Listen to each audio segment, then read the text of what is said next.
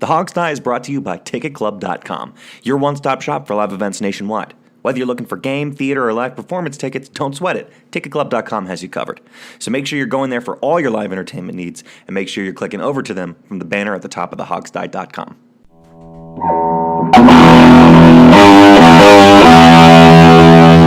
The Hogsty presents It's Just Business with Steve Thomas and Rich Rogers. And now, here's your host, Chris Larry.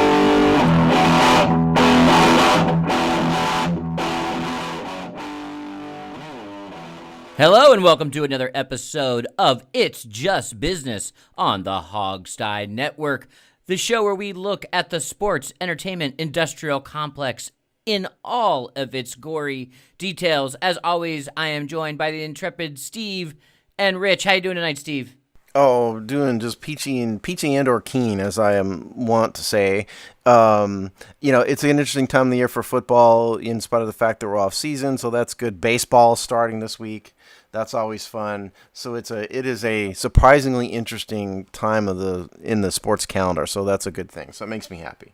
Plus, my Rich, Lakers are doing okay. Okay is a good way to describe that. Rich, how are you? Hey, I'm doing good, man. Getting ready to come up on spring break with work. Maybe I'll go down to Orlando to see if I can sit in on some of these owners' meetings. Dude, if you're doing that, you need to get a sit down with Bruce Allen for the Hogsty. Complain about the trip to Loudoun County. Yeah, no, right. That's Inside a whole world there. away, Inside brother. That's a there. whole world away. The Richmond Redskins. You and Alex East both would really hate that idea. Well, you better start getting used to it. All right, let's jump into our itinerary for the evening. Rich, you're going to kind of ask a dream scenario question, so why don't you lead us off? Okay, so guys, you hear a lot about, now's the time we hear a lot of contracts and, rule changes and things like that, and a lot of players complaining a lot about some of the CBA rules you hear throughout the season. Now with the quarterback formerly known as the Redskins quarterback, Kirk Cousins, getting a fully guaranteed 3-year contract, that this is somehow going to set a precedent for negotiations and collective bargaining and things like that. So I wanted to have a conversation about things we would change about the collective bargaining agreement. So players are posturing. I'm hearing news. There are a lot of articles on the web about players saying save your money now because there's going to be a labor war in 2021 when the collective bargaining agreement expires. So I'm going to lead this off and say this. If I could change one thing about the collective bargaining agreement, it would be this. The players need to, if they're going to take a hard line on labor, they need to stick with it and not complain about the owners and Roger Goodell when they actually sign the collective bargaining agreement. You can't complain after the fact when you could have held out, you could have been a little bit more organized in negotiating for what it is that you wanted. For example, if you had an issue with the discipline policy, with Roger Goodell being the judge, jury, and executioner, for lack of a better example, then you should have held out for that. Because I think that actually makes sense. It doesn't make sense when one person has all the power. I like the idea of having an impartial panel, but you didn't hold out for it, but yet you complain about it. I won't use another word, but that is a synonym. I'm an educator. That's a synonym for complain. But you signed it. It is part of the current collective bargaining agreement. So I would say so just to reiterate, I would change the way you negotiate. If you don't like something and you hold out and you have solidarity. So guys, what do you think? Well, I put a lot of thought in this, actually. And this is a very timely topic, by the way, because the NFL owners meetings are going on in Orlando right now, and they're talking about a whole bunch of rule changes. We'll get to that. But in terms of this collective bargaining agreement, I think the one thing that could make the league better is to change the way the salary cap works. And I've said on this show and in other places before that the salary cap is not really the NFL will tell you it's about competitive balance, but it's really about is protecting the owners from themselves and protecting the owners from having to spend more money on labor. That's what it's really about. But what I think would help the game is if the NFL changed it to a little bit of a soft cap and brought in something equivalent of what's known in the NBA as bird rights. And what bird rights is, basically, without getting too technical, is it allows NBA teams to exceed the NBA salary cap by a certain amount and under certain conditions, namely time with a franchise to keep a player. And it was a Larry Bird thing. The Celtics were allowed to keep Larry Bird and go over the salary cap to keep him. And so, and what that does, that allows teams, to keep, like Kobe Bryant, for example, the Lakers made a ton of money for years, and the reason is this bird right thing. And so I think if it would help the NFL in roster building, if, for example, like we're all Redskins fans here, the Redskins are about to have Brandon Scherf come up on a contract extension need here. Well, he's going to be, they're going to have to drive a Brinks truck up to him. They're going to have to pay him $15 million a year, probably. That's going to put a crimp on the salary cap in, for other areas. But if there was a bird right exemption to this, they could pay him what they wanted, keep the team together, and it would improve the team, and I think it would make fans happier. So that would be the one big thing I would change. I don't think the owners will go for it because the owners don't want to spend more money. But that would be the one thing I would change, is that I would put a bird right type. You couldn't call it bird rights, but you'd have to call it something else. But that's what I would do. Chris? So probably the less, well, here's the two things that I would do. I like that, by the way. And so I think that the homegrown talent exemption of some kind is definitely a wrinkle that could be worked into the quality of the game, the players and the league and the teams overall. So I think that would be a pretty interesting innovation. Another innovation I'd like to see in the CBA that also comes from the NBA is modern rules on marijuana use. I think I like an NBA style.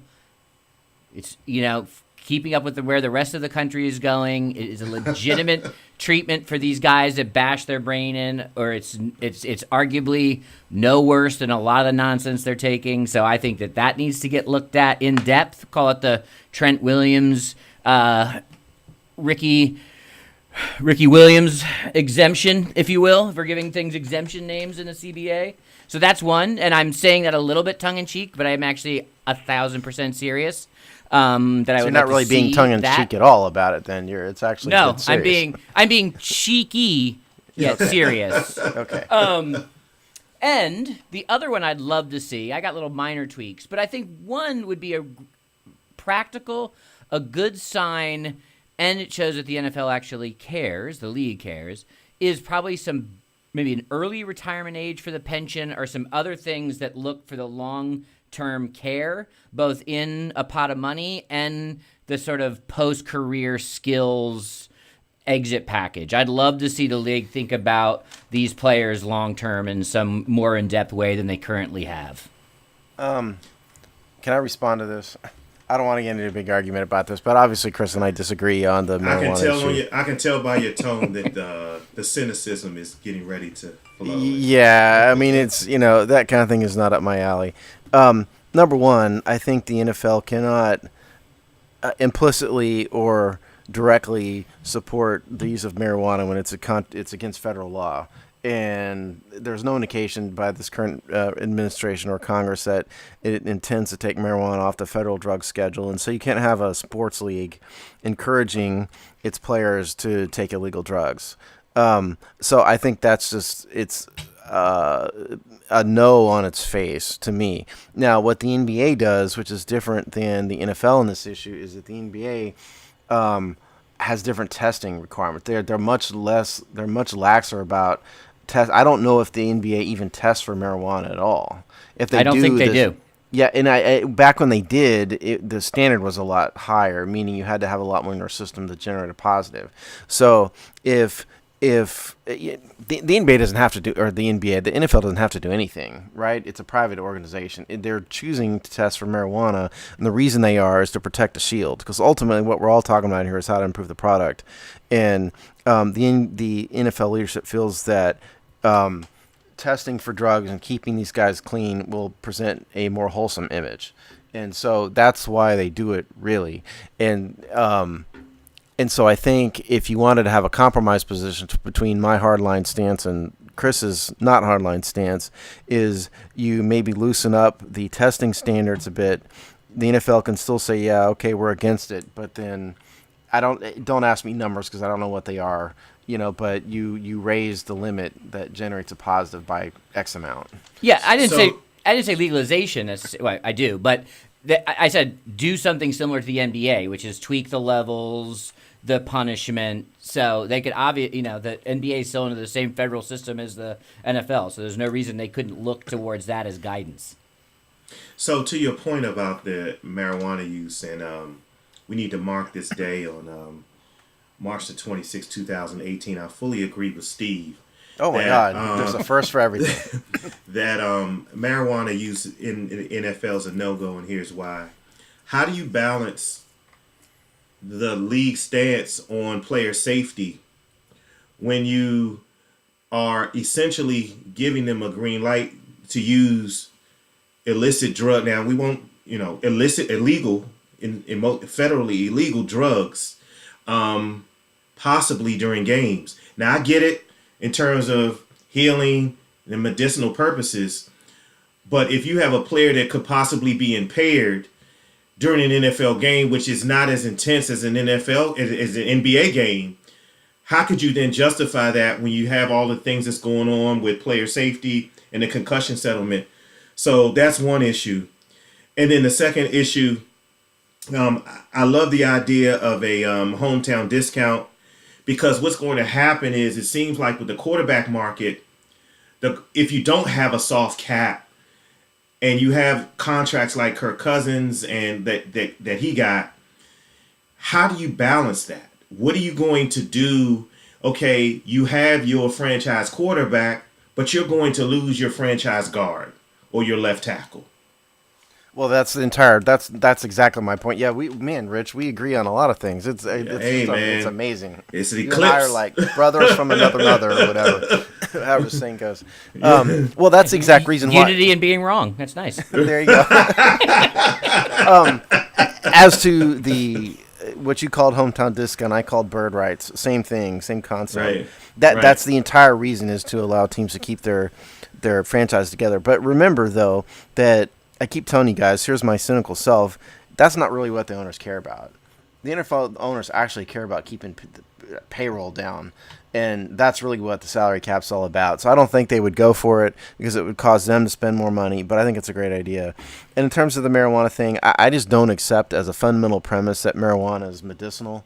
Somebody, either one of you guys, name me a medicine that can be prescribed by a doctor that doesn't have any sort of, that isn't in pill or liquid form, and that doesn't have any sort of schedule of use associated with it. I think this is just guys that want to get high, and that's all there is to it. And maybe we need to get Bill Walton on the show. You can take THC in pill or liquid form. Just that's not what you're talking about, though. You're talking about letting these guys dope up. And no, I don't agree with that. You could. They don't. When they test, they don't say, "Oh, that was a blunt, that guy was a brownie, and that guy was a bong rip." They just test for the substance. No, so they can't tell how it got ingested. Yeah, but what you're talking about is basically letting these guys smoke dope, right? I mean, that's your worldview, and I respect the fact that that's your worldview, but I can't get there with you. I'm sorry. I can't get there with you. Then they can continue to suck off the teats of big pharma and drugs that are way worse for them long term. I'm not. No, let me come to the defense of Chris for a minute. Oh, I didn't say. I'm coming at it from a standpoint of safety, in terms of if you're smoking and getting high before the game, that is a major risk for the NFL. I'm not totally on Steve's train in terms of all the other stuff. I was getting ready I'm to with send you, you. I'm with you on the other stuff, but just from how can you serious business? How can you then come back if players say, okay, let us get high and let us let's relax the marijuana restrictions, but then come later and say I'm going to sue the NFL for not being conscious of player safety. You're a very good point. I was getting ready. I'd like to hear Chris's view on that. I was getting ready to send you a GOP, enrollment flyer, and I guess that's not really what you want. No. Well, first of all, smart GOPers are for this issue as well, because there is literally, in our divisive times, no single issue in America that unites the electorate bigger than free weed. Or sorry, not free. That would be even more. Legal weed. Look it up. It is the number one unifying factor in the American electorate today. So even the smart GOPers realize that. I'll take my chances. But Rich has a good point about the safety. Well, so I didn't say, yeah, I'm not saying it's Cheech and Chong, at high times at halftime, like I think there's ways to obviously regulate that, But Chris, but seriously, so maybe they only test during the season. Maybe they get okay, but from let's look at it maybe just from a not from a social standpoint, but just from a practical legal standpoint. How can the NFL be so much under fire for player safety but relax weed rules just from a legal standpoint? Yeah, no. Well, first of all, this was a hypothetical question. Okay. I'll remind everyone. Yes, you're right. None of our things are likely to happen. But those are great points. I mean, you would have to figure that out. But you could test during the season, and not test during off season. Right. They already do that incidentally. Basically, yeah. But you could not still, basically. No, the testing you schedule could still get is nabbed. Yeah, but how the testing works is if you're not in one of the levels of the drug program, you get tested once a year in training camp. And if you are in the drug program, then you get tested at more frequent intervals depending on what level you are. If you're at the Trent Williams toke 'em up level, you're getting tested all the time. Yeah, and he stopped being able to smoke weed and he missed games. So I don't know. There'll be a lot of legalities to figure it out. But I will say this idea that it's going to be, Jeff Sessions is only going to be Attorney General for, at best, another 3 years. I'm going to prop that dude up and keep him in office as long as possible. The trend line is this will not be federally illegal in shorter than a longer time. So those kind of defenses won't hold. But I have a prediction. When the CBA expires in 2021, and we're hearing all this talk about, a labor war, I don't, and I know, again, this is an epic day because Steve is going to, jump out of his chair. But Probably. I don't think the players have the onions to hold firm on getting what they want in a CBA, and I think the owners know it. Oh, I completely 100% agree with you. You're totally Not to say that they right. shouldn't. Not to say that they shouldn't. Oh, yeah, whether they should or shouldn't is another issue. They absolutely don't have it, and the reason is the owners are billionaires, the players are millionaires. The owners can quit football and still be billionaires, or at least still be very rich, whereas if the players quit football for a significant length of time, they're unemployed. And fundamentally, and they're in and out of the league in a couple of years, a lot of them, and the owners are there for decades. And so that's why the owners have so much leverage over the players. And so I totally agree with you in that they should probably, but they won't. Totally agree. I don't think there's anyone that would really disagree with that. I mean, the owners have, in professional football, the owners have most, if not all, of the leverage. Yeah. Real quick, before we move on to another topic, I did want to real quick mention, this was a good discussion. I wanted to real quick mention that there are a bunch of rule changes. I'm not going to go over all of these rule changes, but and some of it, like the catch rule is a big one, probably the most high-vis one. But just from in our shows, it's just business. And so the idea with these rules, I just want to explain from a business standpoint, the idea behind the rule changes is really what the owners consider is how can it improve the game and how can it improve the fan experience. That's where they're coming from.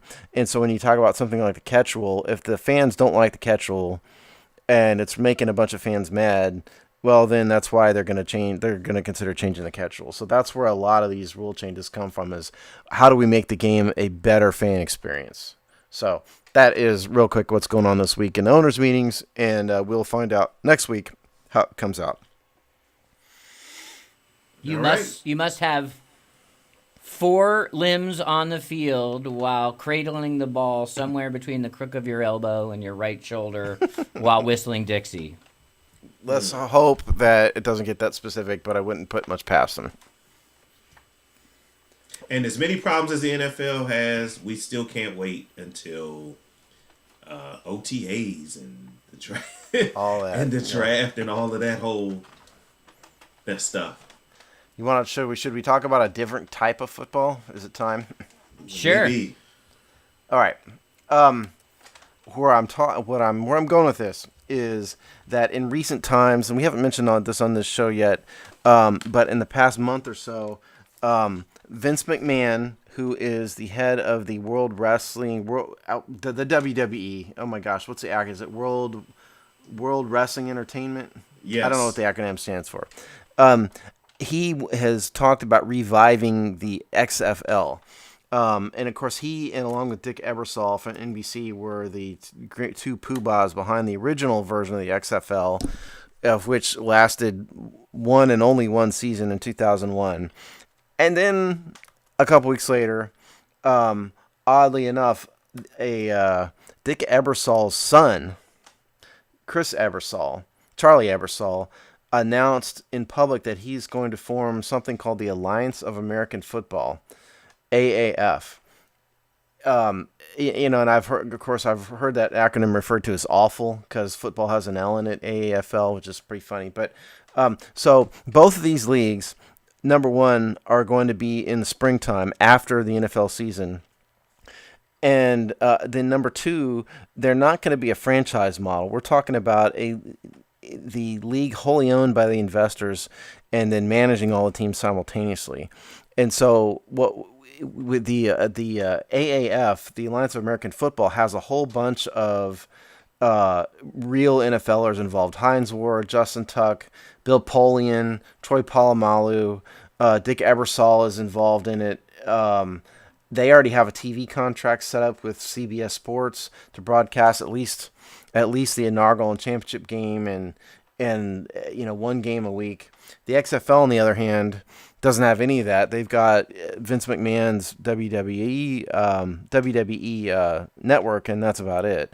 So, I guess the question on the table is either one of these. I could talk forever about it, but the question on the table for you guys is: Are one or both of these leagues going to work, or are they going to fade into oblivion like every other smaller professional football league has always done? Thoughts? The NFL is king, and the answer to your question is yes. Back Yes, to they're you, gonna. Chris. Yes, they're going to fade into oblivion. Yes. I don't know how you look at sports trends in business, in popularity, in TV ratings, in existential threats to the game in terms of the injuries and the brain trauma, and say, yes, please, let's 3 times the amount of professional football that we are offering the populace. I just don't see how that enters people's minds. I mean, we've had, I think we're on the 3rd iteration of the Arena League, maybe 4th. Canadian Football League is still viable, and so that's the second biggest country where football is even a thing, and they have their own league that does well. So probably the most successful non-NFL football league of all time. We've seen the European League crumble. So I just don't, if these guys were on Shark Tank, they'd be laughed out of the room, right? Like, this is just bad business forecasting. I don't see how this works at all. I totally agree with you. I'm sorry, Rich. No. The XFL, I think the reason why it failed before was twofold. Is number one, it had too many wrestling It had too many wrestling aspects to it. It had strippers in barely clothed as cheerleaders. It had people with weird names, and it had a bunch of entertainment stuff on it. But it had that, and then the football just wasn't very good. The problem with all these leagues, the United Football League was another one that failed a few years ago. The Arena League is on life support, like we said. The problem with all these leagues is that the good players are in the NFL. And fundamentally, that's why they fail. But I interrupted you, Rich. I'm sorry. Go ahead. No, that's a good point. I think if you look back at the USFL and you ask yourself, why was the USFL successful? I think now you have the NFL has you look cable television, sports networks. You have access to NFL 24/7. We're all like diehard football fans. Now, I'm not saying you all would do what I did, but the other day they had the Redskins versus the Saints on, and I really, really, really tried hard not to watch that game.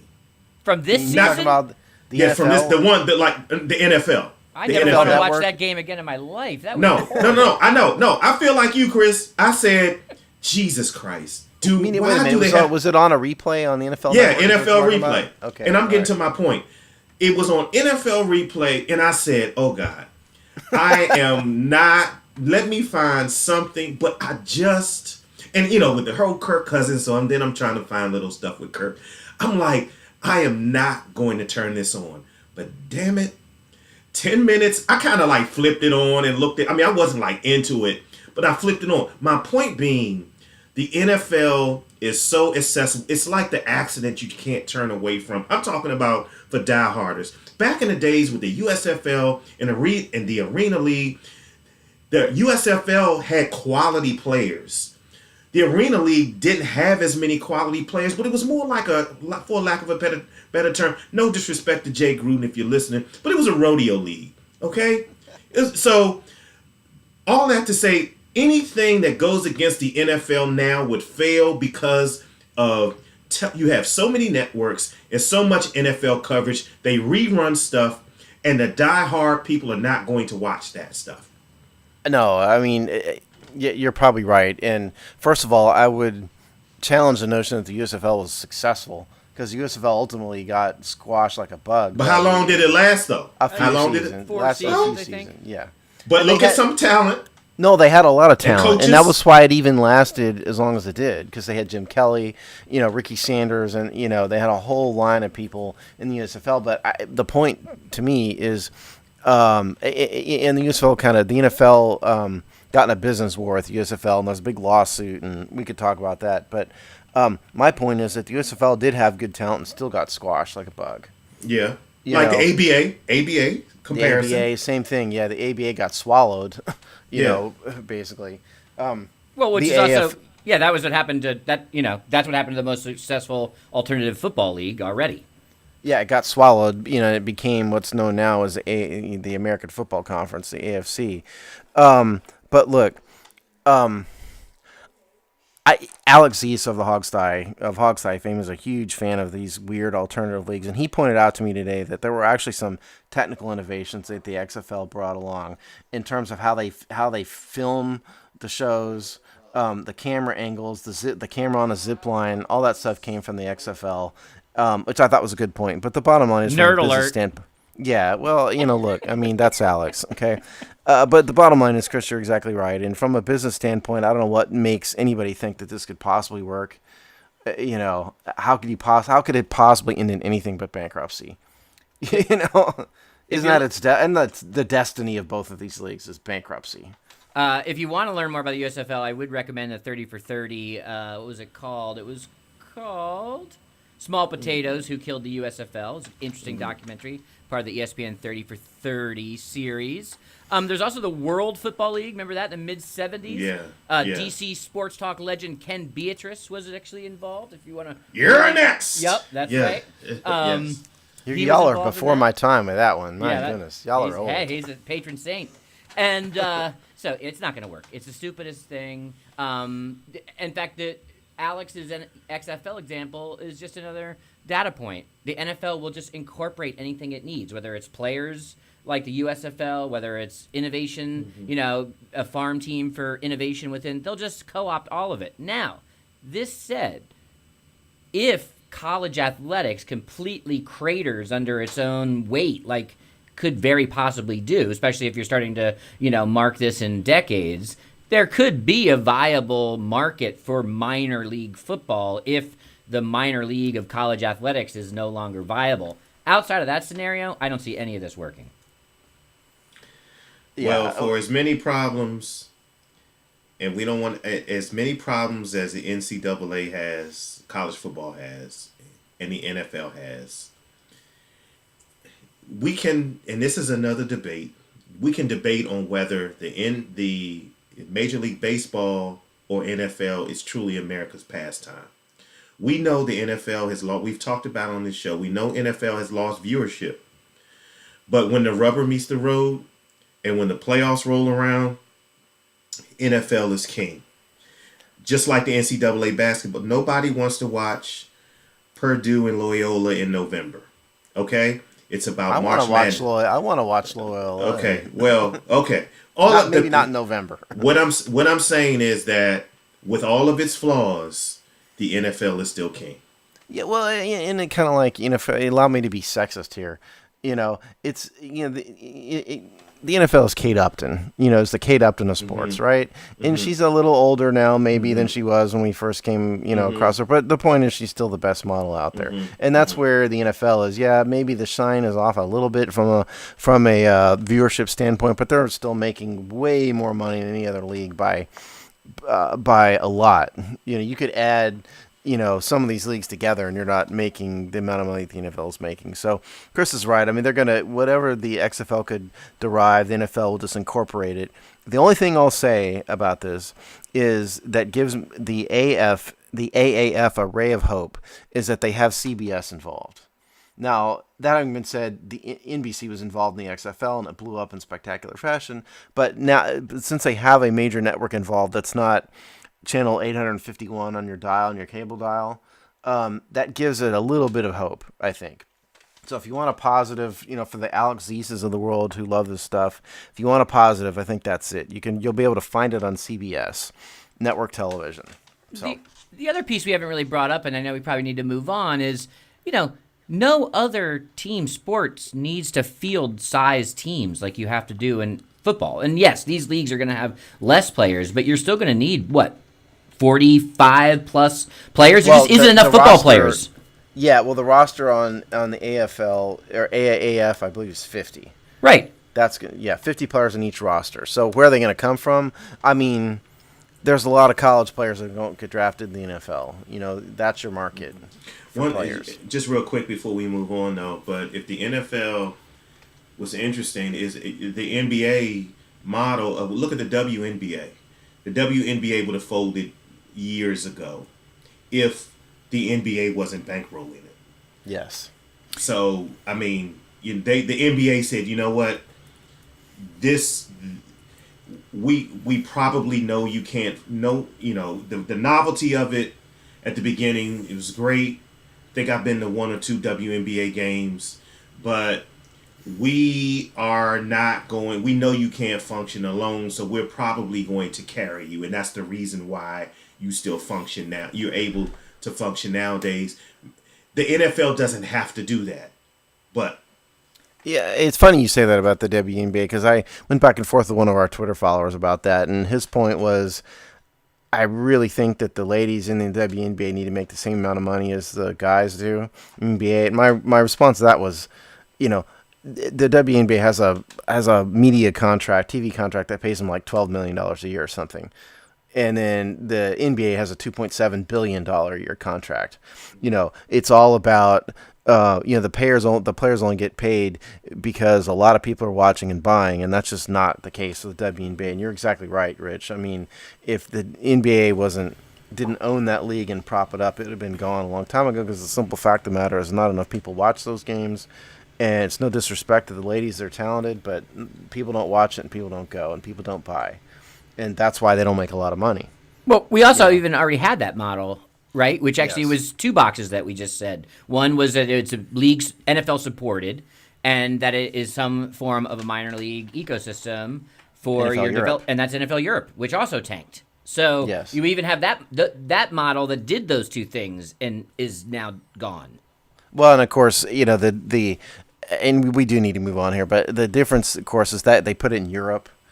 I would argue that a league like that would be more successful if you put a team in like Des Moines, Iowa. Or you moved a team into, I don't know. I mean, Vicksburg, Mississippi. I'm just pulling names out of a hat. You go kind of the minor league baseball model and put little teams in little places and kind of let it grow organically, as opposed to putting it in like Berlin. That might have worked better. Although Germany was the only country that even cared. Yeah, you're right. That's true. And they still didn't care. It's just relative. All right, so we're going to move on. We'll see. We'll continue to track these leagues as they have new announcements and rollouts. It should be fascinating, to say the least, even if we are down on their chances. Next big story we have is, we checked in on ESPN pretty regularly. They're the worldwide leader and all that good stuff. So they are a little bit of our barometer of where sports culture and sports business is at any one time. John Skipper, who was their president CEO, I don't know exactly what his moniker was, stepped down, I believe, December 18th, out of the blue. And wild speculations, was he taking the fall for problems that are going on at ESPN? Was he outed? Blah, blah, blah. Came out a couple weeks ago that he actually stepped down because he was being extorted by his cocaine dealer, of all things. And so he basically, instead of falling for the extortion hit, just decided to fall on his own sword, resign, and take his consequences. Now, most of this came to light in a Hollywood Reporter article that was notable because it was an interview with Skipper, and it was conducted by basically the official bard of ESPN, and who is James Andrew Miller, who has documented ESPN from kind of a sports business and media angle for the last 10 plus years. So he sat down with Skipper, and this is where a lot of this got revealed. He had been with Disney for 27 years, had been the president of ESPN since, I believe, 2012, and had actually been at the reins of some of their highest times. It wasn't that long ago that ESPN was flush with cash and doing fantastic. And he was, high times taking on a double meaning in this particular case. That's right. Yes, frantic. But he did steer ESPN through some of its more successful times, especially of late. There is some debate about whether that was still just an excuse to oust him by Iger and others for some of the same reasons that people originally thought maybe was the case for his ouster. So it's his personal troubles or whatever. So it's not that interesting from his lifestyle choices, but it is an interesting story in terms of the ongoing drama at ESPN and where they'll go next. And, they're not going to have the leader that many people thought helped them innovate in the modern era. Well, you knew as soon as John Skipper came out and said, I'm resigning because of my drug habit, that there was way more of that story. Yeah. Because ESPN cannot run an employee out for a drug addiction. It's an illness according to federal law, and you can't just fire somebody who has an illness. And so they would have had an obligation to put him in rehab or do something, or cut some kind of deal with him, do something. So, and he had just spoken like a week before to all of ESPN employees at a mass meeting about the future of the network and this and that, and didn't mention any of this. And so you knew there was some more of the story. Like Clay Travis in Outkick the Coverage was talking about how he thought that it was probably like a sexual, one of these Me Too type allegations or something like that. So if it's truly extortion, that doesn't surprise me.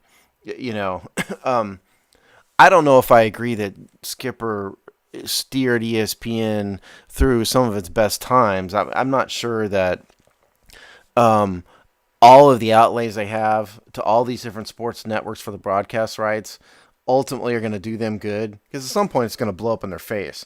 They can't just keep shelling out hundreds of millions of dollars to the NFL and Major League Baseball and ESPN basketball and the SEC and all these things, and continue to make money.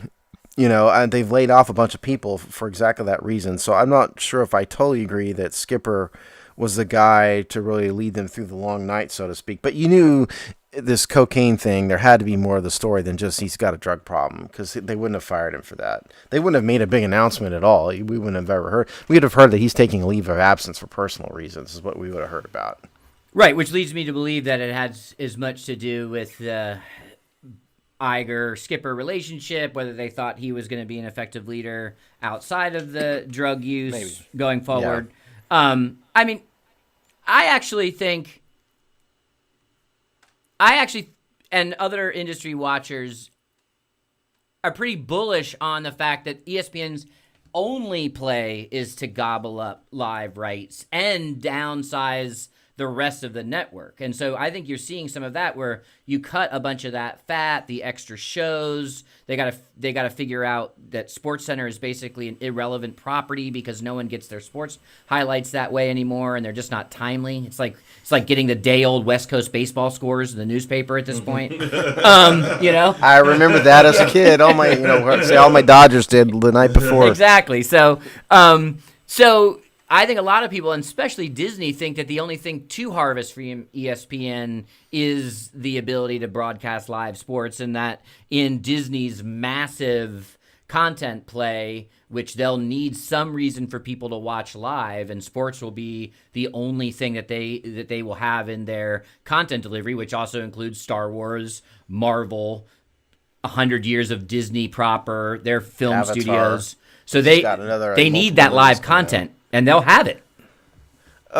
Yeah, but at what point in time does all this money they're shilling out cut into the profit margin to the point where it becomes unsustainable? But maybe they just kill ESPN altogether and keep the contracts. Could Disney could absolutely do that. Of course they could. But it's kind of the same problem, though, isn't it? I mean, if you're going to broadcast, you touched on an interesting point. How many Bloviating Gasbag shows can ESPN put on? And I speak that as a fellow Bloviating Gasbag, because that's what we're doing here. But there's a limit to how many of those type of shows that can be on all day long and have anybody watch. They do have some superstars at ESPN. Stephen A. Smith, who I respect, but he's a Bloviating Gasbag, for sure. And they have a few of them there at ESPN. But what's interesting is they've also lost several over the past several years. Colin Cowherd is one of the biggest names in the business. He's gone. Dan Patrick was never with him in the first place. He's with Fox Sports. And they've had a bunch of people defect from ESPN to, in particular, Fox. Skip Bayless, as much as I think Skip Bayless is a moron, he did have an audience, and he took that audience with him. If you look at the ratings for whatever that show he does with Shannon Sharp, that's the First Take, rehash, that the ratings for that show have been coming up. So ESPN has been kind of hemorrhaging gas bags, and maybe they're letting them go for the reasons you stated, which is get rid of some of those costs and bring in more, if they want, maybe, college lacrosse at 10 a.m. on a Wednesday is a better draw than having, another Stephen A. Smith type show. And maybe that's the future, is what you're talking about. Yeah, just cut all that dead weight and figure out what their ratio are. I mean, I'm not saying it's going to work. I'm saying I think that's their play, and that's why they've slashed so deeply over the last, the problem is they can't months. Keep paying hundreds of millions of dollars, billions of dollars, because at some point they have to make money, right? Even Disney doesn't want to just lose money on these things. And so the only way to make money is advertising revenue, and they need the audience. And so there's a break point somewhere with ESPN. I don't know. I mean, far be it for me to tell John Skipper what to do or what he did or did wrong, but at some point they're going to overplay their hand on it. I don't know what the line is, but at some point it's going to be too much. That's my point. Yeah, very well could be. Also, it's a battle for who's going to, basically they're all smelling the death of cable, and they're all lining up to be, and Disney's probably got a head start and probably the most collected IP at this point. But but Netflix and others are, right on their heels. So they could also do that. It could be the smart call, and they still not win.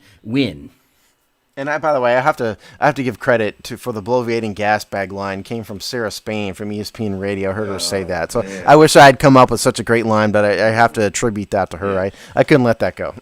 But they have to. I mean, with the Bloviating gas bags, people.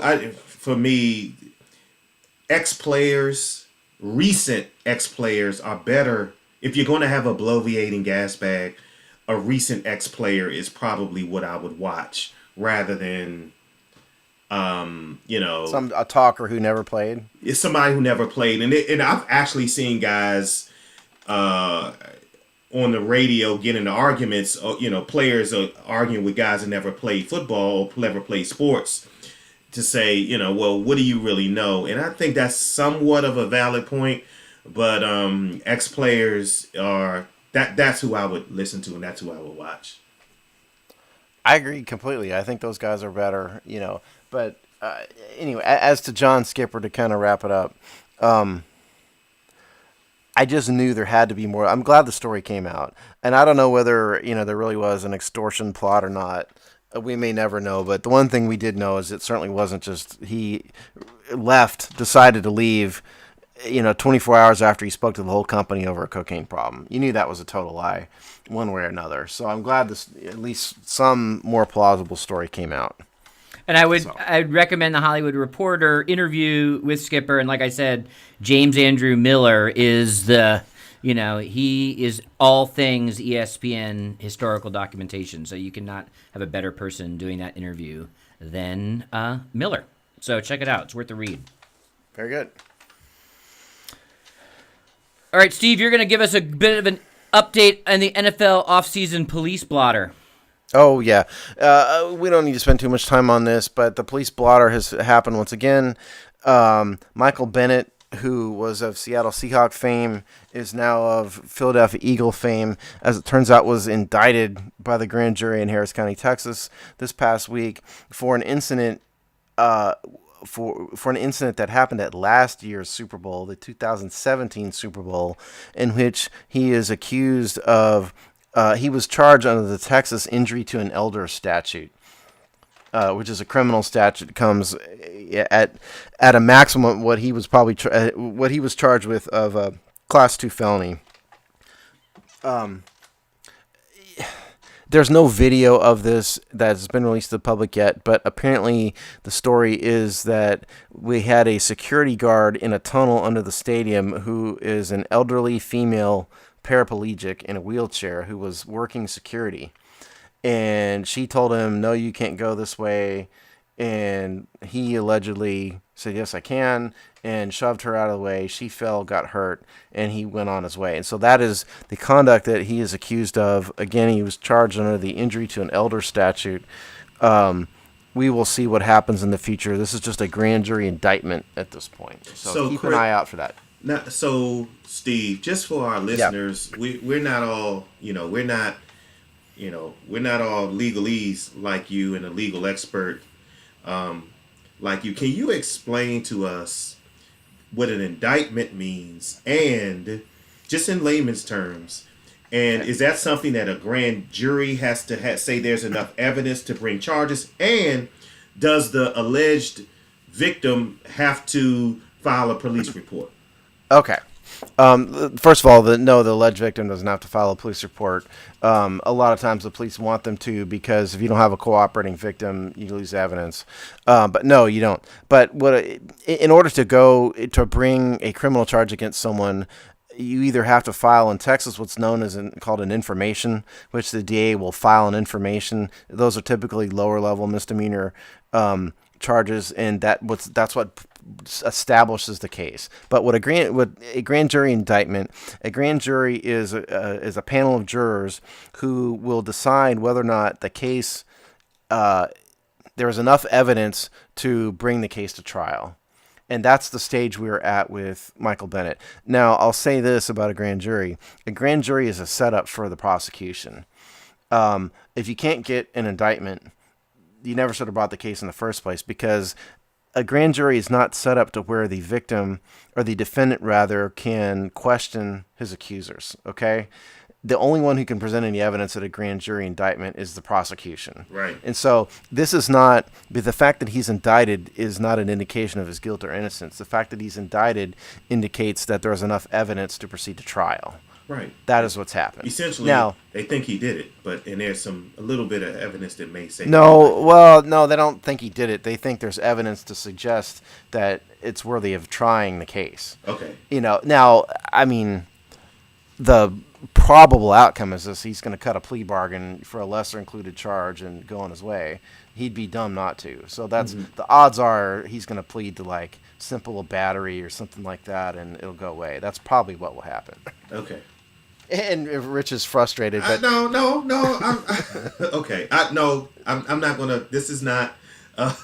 This isn't a legal show, but.